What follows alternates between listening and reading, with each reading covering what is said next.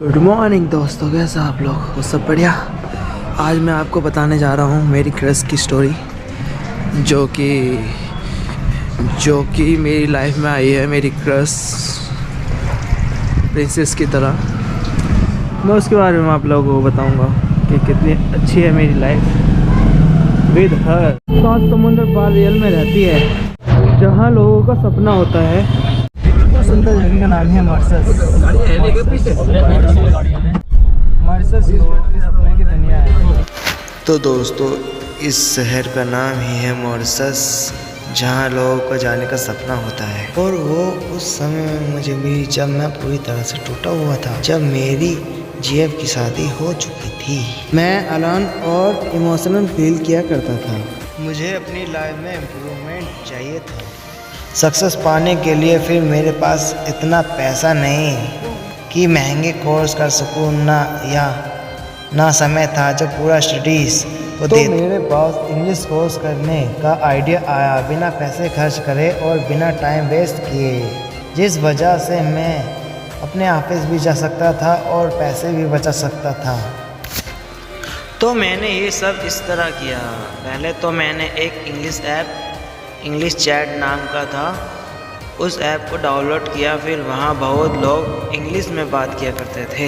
वहीं मुझे केसनी मिली थी, हम बात किया करते थे ताकि मुझे इंग्लिश में बात करके मेरी इंग्लिश मजबूत हो। और मैंने कुछ ग्रुप भी ज्वाइन किए थे व्हाट्सएप वाले, जिससे मुझे और दोस्त मिले जो अदर्स कंट्री से थे। और वो ऐसा हुआ था कि हमने बातें करते करते एक दोस्ती वाला विश्वास हो गया। और उस ऐप से कुछ फ्रॉड लोग भी थे, जिनके कारण से केसनी ने मुझे अपनी इंस्टाग्राम आईडी दी, ये कहे कर कि उमेश ये ऐप प्राइवेसी के लिए सेफ नहीं है। तो केसनी ने मुझे अपनी इंस्टाग्राम आईडी दी ताकि हम इंस्टाग्राम पर बात कर सके। फिर ऐसे ही केसनी से बात करते करते 1 साल हो गया। इन दिनों उसने मुझे बहुत मोटिवेशन, कॉन्फिडेंस दिया ताकि मुझे अपनी कामयाबी की सीढ़ी चढ़ सकूं। और केसनी के पास बहुत सारा कैश भी है। मुझे भी अच्छा लगा कि कोई मेरी इतनी रिस्पेक्ट करता है, तो मैं भी उसकी हेल्प करता था।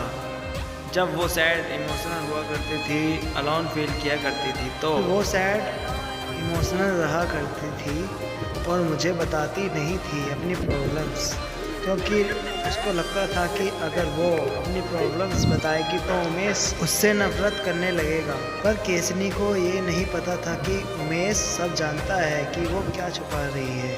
मैंने कभी भेदभाव नहीं किया, क्योंकि मैं अपने दोस्तों की बहुत रिस्पेक्ट करता हूँ। तो हमको बात करते करते 2 साल बीत चुके थे और मैं उसको पूरी तरह जान गया था कि केसनी नेक दिल इंसान है। फिर एक दिन वो फेस छुपा रही थी जब हम वीडियो कॉल पर बात कर रहे थे।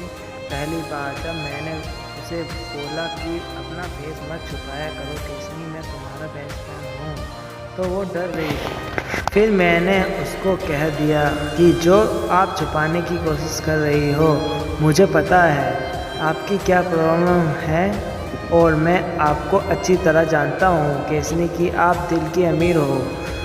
खुश रहना सीखो, अपने लिए जियो, दूसरों की परवाह मत करो। अगर आप दूसरों की परवाह करोगे कभी खुश नहीं रह पाओगी। तो दोस्तों, मैं आपको अब बताता हूँ कि उसकी क्या प्रॉब्लम है। बचपन में जब उसका जन्म हुआ था तो वो बहुत ज़्यादा प्रॉब्लम में थी।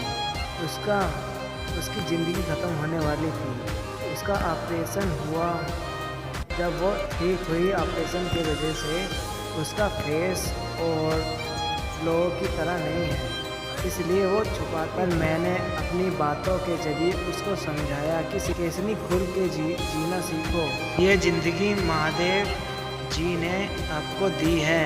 केसनी भी महादेव को मानती है। फिर मैंने केसनी में जान डाल दी अपनी बातों के जरिए। अब वो खुलकर जीने लगी है और खुश है बहुत। वो अब मार्केट में जाती है तो चेहरा नहीं छुपाती, खुल के जीना सीख गई। अब वो मुझे जान के बहुत खुश हुई कि उमेश इतना कुछ जानता था, फिर भी वो उसकी रिस्पेक्ट करता है। तो दोस्तों केसनी ने मुझे अपना पर्सनल नंबर दे दिया। अब वो मुझसे बात करती है वीडियो कॉल और हर टाइम मेरे साथ रहती है। हम इतने दूर हैं उसके बावजूद भी हमें ऐसा फील होता है जैसे कि हम दोनों कनेक्टेड हैं। मुझे सक्सेस चाहिए और वो मुझे हौसला देती है कि उम्मीद जल्द आप सक्सेस हो जाओगे, और वो मुझे अच्छी सोच देती है और मोटिवेशन भी। और दोस्तों केसनी मेरे को सरप्राइज़ करती रहती है।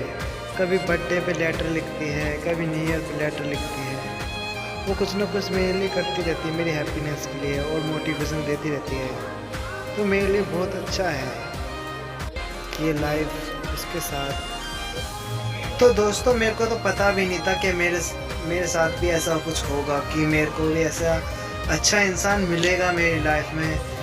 तो मैं तो अपने को आपको बहुत खुशनसीब मानता हूँ। Thanks for God, thank you. तो दोस्तों ये है मेरी क्रश लव स्टोरी। तो दोस्तों आपको मेरी क्रश स्टोरी पसंद आई हो तो बताइए, ताकि मैं स्टोरी का सीज़न 2 भी लाने वाला हूँ।